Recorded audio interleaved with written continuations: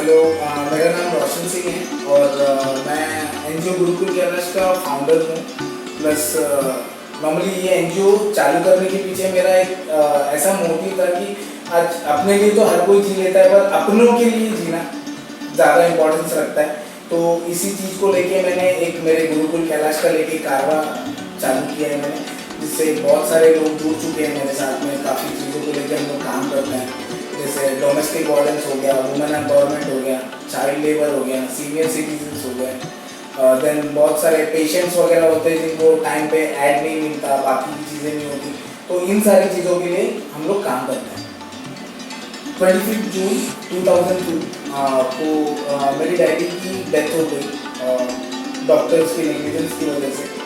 जिसमें मेरे पापा को किडनी स्टोन था और किडनी स्टोन के ऑपरेशन में मेरे पापा की डेथ हो गई। तो डेथ होने के बाद में जब मेरे पापा का डेथ हुआ तो उस टाइम मुझे पापा के डेथ सर्टिफिकेट की ज़रूरत थी कुछ कानूनी कार्रवाई करने के लिए। पापा की बहुत सारी प्रॉपर्टीज़ और बाकी की जो डॉक्यूमेंटेशन थे, फिर प्रोविडेंट फंड वगैरह, इन सारी चीज़ों को लेके तो उस टाइम मुझे मतलब मेरे घर में एक नमक का पैकेट लेने के लिए भी पैसे नहीं थे मेरे पास, और मेरी मम्मी भी पहले से बीमार रहती थी, तो उनकी दवाई का तो छोड़ ही दीजिए। और वैसे टाइम पे मुझे मेरे पापा का डेथ सर्टिफिकेट लेने के लिए मुझे 5,000 रुपये घूस देनी पड़ी थी, रिश्वत देनी पड़ी थी, जिसकी वजह से मैं इतने अंदर तक टूट चुका था कि एक मरे हुए इंसान को, जिसने अपनी पूरी ज़िंदगी में किसी न किसी के लिए कुछ ना कुछ किया है, और लोग बोलते हैं कि इस ज़माने में भगवान भी हैं और बाकी की चीज़ें भी हैं, पर मुझे कहीं महसूस नहीं हुआ। तो अगर आप इन चीज़ों को जगाना चाहते हो तो कहीं ना कहीं मुझे एक चीज़ रियलाइज हुई कि अगर आपको कोई चीज़ करनी है तो वो एक सुपर पावर जो है, जो किसी को दिखाई नहीं देती कुछ भी, वो आपके अंदर ही होती है। बस सही टाइम पे आपको सही तरीके से सोच के डिसीजन लेना होता है। और उसी दिन मैंने ये कसम खाई कि जो मेरे साथ हुआ है मैं दोबारा किसी के साथ होने नहीं दूंगा। और उसी दिन इस एनजीओ को मैंने बनाने का सोचा, और सोचने के बाद में अब धीरे धीरे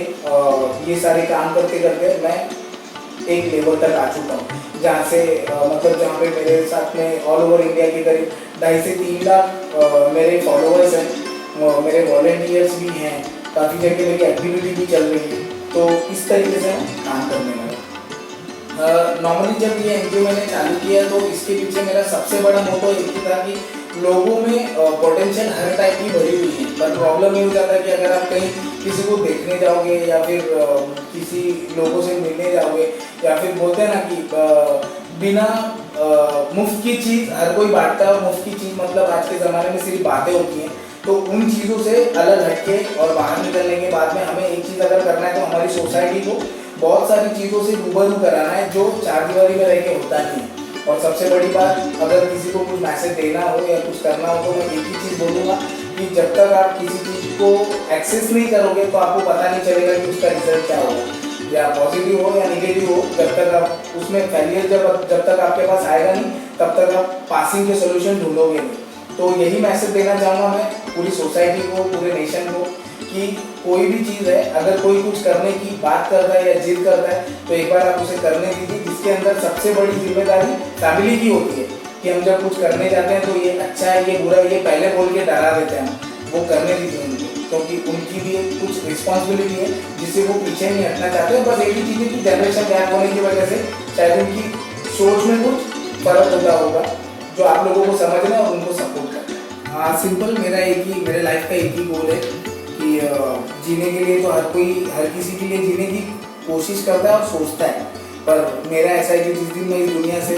मतलब विदाई लूँ तो उस दिन मेरी आंखों के सामने मेरी तरीके के ही 10 रोशन और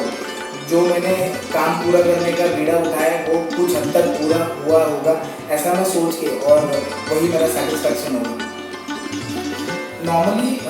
ये सारी चीज़ों में काम करने के लिए मुझे प्रॉब्लम्स ऐसे आती तो हर जगह है, क्योंकि कोई भी अच्छा काम बिना ठोकर खाए तो पूरा होता नहीं है। पर सिंपल सी चीज़ मैं एक ही बोलूँगा कि जो काम हम लोग करने के लिए सोचते हैं वहाँ पे 2 चीज़ें आती हैं, एक आपका पेशेंस और दूसरा एक कमर्शियल टर्म्स होता है जो पैसे होते हैं। मतलब काफ़ी जगह पे इन सारी चीज़ों की ज़रूरत एक साथ में लगती है, पर पैसे की जगह पे पैसा ही काम आता है और पेशेंस की जगह पे पेशेंस। पर आज के डेट में उन चीज़ों को भी डिफाइन करने के बाद काफ़ी चीज़ों को मुझे कुछ दिक्कत तो आती है, पर कहीं ना कहीं पे आज हमारी गवर्नमेंट ने और जो हमें फैसिलिटीज़ मिलती हैं उन चीज़ों के बारे में मुझे नॉलेज नहीं था। जैसे जैसे करके मैंने उन चीज़ों का नॉलेज लिया और नॉलेज लेने के बाद में आज कहीं ना कहीं पे अगर मैं देखता हूँ तो बहुत सारी फैसिलिटीज़ ऐसी भी अवेलेबल है हमारे पास जिसके लिए मुझे फाइनेंस की तकलीफ नहीं होती। और अगर फाइनेंस की तकलीफ आती भी है तो आप लोगों की दुआओं से और बाकी चीज़ों से कि मैं काफ़ी कुछ कर पाता हूँ और कुछ अच्छे लोग भी मुझसे जुड़े हुए हैं जो इन सारी चीज़ों को पूरा करने में मुझे हेल्प करते हैं काफ़ी हद तक हर चीज़ में। तो उनका नाम भी मैं लेना चाहूँगा जिसमें जैसे मेरे हितेश भाई हैं, जिग्नेश भाई हैं, फिर ऋषिकेश है, फिर कीर्तन भाई हैं। तो ऐसे काफ़ी लोग हैं। मैं माफ़ी चाहूँगा जिन जिन लोगों के मैंने नाम नहीं लिए क्योंकि मुझे चाहने वाले तो काफ़ी हैं पर मैं हर किसी का नाम नहीं ले पाऊँगा। पर आप लोगों के बिना मैं ये सारी चीज़ें पूरी नहीं कर सकता। एक्चुअली ये काम करने में मज़ा आने जैसी तो बात मैं बोल नहीं सकता। पर हाँ एक चीज़ है कि इस दुनिया में हम लोगों ने आज तक जो भी जिया है फॉर्मल लाइफ में और कैजुअल लाइफ में उसके अलावा भी एक दुनिया है जो हमारे घर के चौखट के बाहर होती है जहाँ पे बहुत सी अलग अलग तरीके की तकलीफ़ें होती हैं जिनको आप देखोगे तो सही में रियलाइज़ करोगे। तो एक ही चीज़ मैं कहूँगा आप लोगों से कि अगर आप लोग किसी भी तरीके की किसी भी चीज़ को अगर आप महसूस करते हैं कि जहाँ पे आपकी ज़रूरत है तो प्लीज़ आप वहाँ पे जाके अपना टाइम स्पेंड कीजिए जिसकी वजह से आपका आने वाला फ्यूचर आप आज एक हैं कल दो होंगे कल परसों तीन होंगे। और जब ये सारी चीज़ें होंगी तो इस समय जो आपके पीछे के होंगे आपका जो जिस पे आपका फ्यूचर डिपेंड करेगा आप उसको एक प्रॉपर गाइडलाइन प्रोवाइड कर सकोगे। मैसेज तो मैं देना चाहता हूँ सोसाइटी को पर चीज़ एक ही है कि मैं बताऊँगा कि मैं जो अलग अलग डोमेन टाइप में मैं जो काम करता हूँ child labour then senior citizens के लिए वुमेन एम्पावरमेंट के लिए डोमेस्टिक वायलेंस के लिए ये तो एक क्राइटेरिया है कि मुझे जो अपने आप को साबित करने के लिए मुझे बताना पड़ता है। पर नॉर्मली मैं इन सब चीज़ों के अलावा भी काफ़ी चीज़ें करता हूँ जिसके अंदर नॉर्मली एक मैं आपसे एक शेयर करना चाहूँगा स्टोरी। कुछ दिन पहले मैं CST गया था बॉम्बे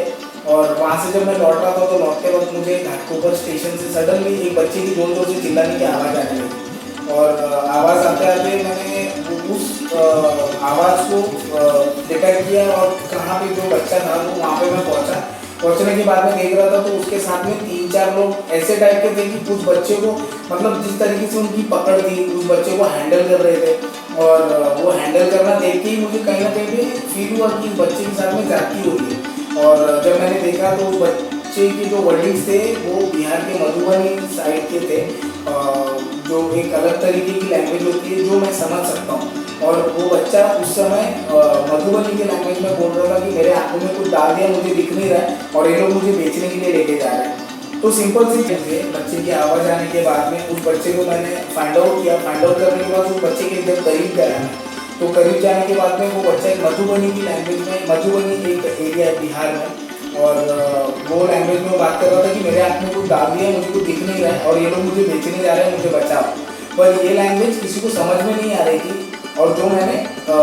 मतलब डिफाइन कर दिया है कि मुझे पता चल गया कि बच्चे के साथ कुछ हो रहा है। पर उस बच्चे को वहाँ से निकालूँ कैसे क्योंकि उसके साथ में 3-4 लोग भी थे। सडनली वो टाइम पे क्राउड था किसी को मैंने इशारा किया इशारा करने के बाद वो आदमी समझ नहीं पाया पर कुछ भी करके उस बच्चे को मुझे वहाँ से निकालना था क्योंकि बच्चे का उम्र था 10-11 साल। जैसे तैसे करके मैंने देखने के बाद में जब हिम्मत नहीं हुई तो मैं 2 मिनट के लिए सोच में पड़ गया। पर उस बच्चे की तरफ जब मैंने देखा तो एक ही चीज़ महसूस हुई कि मैं भी किसी का बेटा अगर मैं मेरी माँ की ज़िंदगी में नहीं रहूँगा तो मेरी माँ का क्या हाल होगा। और उन चीज़ों को महसूस करने के बाद में मैं उस बच्चे के पास गया। जैसे ही मुलुंड स्टेशन आया बिना कुछ सोचे समझे मैं उस बच्चे को लेकर ज़बरदस्ती खींच के बाहर ले गया और लेके जाने के बाद में इमीडिएटली जो RPF का एक थाना है चौकी है प्लेटफॉर्म नंबर 1 पे वहाँ पे लेके गया। जाने के बाद में RPF वालों से मैंने कंसर्न किया बोला कि इस तरीके का इस बच्चे के साथ में हुआ है। बच्चे को थोड़ा नॉर्मल किया मैंने। नॉर्मल करने के बाद में उस बच्चे ने अपना स्टेटमेंट दिया। उसके डैडी मधुबनी में कहीं पर फ्रूट सेलर थे और इन सारी चीज़ों को लेके मतलब उन लोगों को खुद ब खुद इतना गुमराह किया जाता है कि खुद उनके माँ बाप ने ही उस बच्चे को 20,000 रुपये में भेज दिया था किसी के हाथ से और उसको कहीं पे नौकर बनाने के लिए लेके जा रहे थे लोग पर उस बच्चे ने बोला, तो जब उस बच्चे से मैंने बात किया, मैं बोला बेटा जाएगा अपने पापा मम्मी के पास, तो उसने बोला नहीं मैं नहीं जाऊँगा, क्योंकि उन्होंने भेज दिया। तो 8 साल के बच्चे को जब इतना समझ में आता है कि उसको तकलीफ क्या होती क्या नहीं होती, तो हम तो एक समझ के परे हमारे में अपनी घर की जिम्मेदारी उठाने का जिम्मा दिया गया है। तो इन चीज़ों को लेकर मैं सोसाइटी को यही मैसेज देना चाहूँगा कि कहीं पे भी ज़रूरी नहीं है कहीं पे झगड़ा हो रहा है, कुछ हो रहा है, या जहाँ पे भीड़ लगी है तो वहाँ पे कोई जाता नहीं है, या लोगों को जाना ज़रूरी है या नहीं है। एक ही चीज़ है, बस आप वहाँ पे जाइए, उन चीज़ों को देखिए, शायद से किसी के पास उन चीज़ों का, उन प्रॉब्लम का सोल्यूशन नहीं हो, शायद आपके पास हो, क्योंकि आपकी सोच अलग है, आपका काम अलग है। तो मैं यही चाहूँगा कि आप कहीं पे भी जाइए, कुछ भी कीजिए, कुछ भी करने से पहले पॉजिटिव या निगेटिव मत सोचिए। एक ही बार जब आप कर लेंगे तो आपको उन चीज़ों का अंदाज़ा आ जाएगा, और प्रॉपर आपकी एक समझदारी की वजह से किसी की ज़िंदगी बच सकती है या ज़िंदगी बदल सकती है। ये मैसेज मेरा यही होगा कि नॉर्मली आज बहुत से लोग, मैंने एक मतलब चीज़ों को देखा है, काफ़ी जगह पे मेरे साथ ऐसा हुआ है, मैंने रियलाइज़ किया है कि जब मैं कुछ अपने एक्सपीरियंस शेयर करता हूँ ना यूथ के साथ या बाकी लोगों के साथ, तो उसमें ना मतलब सीनियर सिटीजन्स भी होते हैं, नॉर्मल भी लोग होते हैं, यूथ भी होता है, बच्चे भी होते हैं। तो उसमें जो बच्चे या फिर यूथ जिनमें थोड़ी सी समझदारी हो जाती है, या फिर बाकी इन लोगों से जब मैं कोई चीज़ शेयर करता हूँ तो ये बहुत एक्साइटेड हो जाते हैं, नहीं आपने इतना किया है तो हमें भी करना चाहिए, तो वो करने के लिए क्या करना चाहिए। पर ज़रूरी नहीं है कि मैंने ये चीज़ की है तो आपको भी करना है। बस एक ही चीज़ है, अगर आपको गुरुकुल कैलाश के काम से अगर सहानुभूति है, या फिर आपको लगता है कि इन्होंने कोई अच्छा काम किया है, आपको भी इस तरीके से करना चाहिए, जो एक नोबल कॉज के लिए आप जहाँ पे अपना एक पार्टिसिपेट कर सकते हो। तो एक ही चीज़ है कि ज़रूरी नहीं है कि गुरुकुल कैलाश को ज्वाइन करोगे आप तो कर पाओगे, या नहीं करोगे तो नहीं कर पाओगे, ऐसा नहीं है। गुरुकुल कैलाश एक मूवमेंट है, बाकी NGO है। बस एक ही चीज़ है कि कोई भी अच्छा काम करने के लिए किसी की साथ की ज़रूरत नहीं होती, बस आपकी नीयत अच्छी होनी चाहिए और आपका कैलिबर रहना चाहिए। बस एक ही चीज़ है, आप में सहने की ताकत है तो आप हर चीज़ कर सकते हो। बस एक ही चीज़ आप ध्यान में रखना कि किसी भी चीज़ के लिए या जिसके लिए भी आप कुछ करोगे तो नोबल कॉज वही कहलाता है जो करने के पीछे आपकी कोई एक्सपेक्टेशंस नहीं हो। आप जिसके लिए भी जो भी करते हैं, अगर आप उससे कुछ एक्सपेक्ट करते हैं तो वो नोबल कॉज नहीं होता है, कहीं ना कहीं पे वो चीज़ें आपको तकलीफ देती हैं। और अगर वाकई में किसी और के लिए आप जीना चाहते हैं तो प्रॉमिस करता हूँ मैं आपसे, एक बार जी के देखिए, खुद आप रियलाइज़ करेंगे कि कितना मज़ा आता है। Thank you so much.